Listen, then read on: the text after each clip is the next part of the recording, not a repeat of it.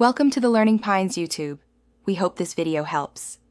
You start by confirming your carrier and whether 4G or 5G is available where you are. That determines realistic speeds. Once done, restart the phone and toggle airplane mode to force a new network attach. This clears transient issues. Make sure background apps are closed so they aren't consuming bandwidth.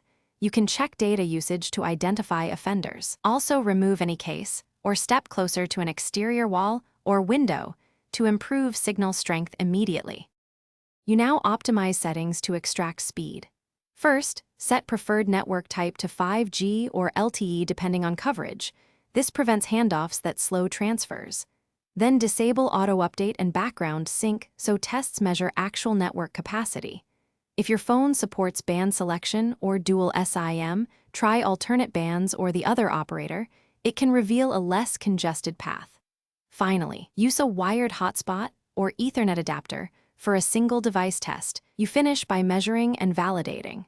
Run 3 speed tests at different times of day and average the results to avoid misleading spikes. Use the same test server and app for consistency. If speeds differ between Wi-Fi hotspot and direct SIM connection, you've isolated the bottleneck. Once done, reset network settings if problems persist and retest. If slow performance remains, contact the carrier with your logs. Troubleshooting tip: try a different device or SIM to confirm whether the issue is handset or network. Thanks for watching. Consider subscribing if we helped you.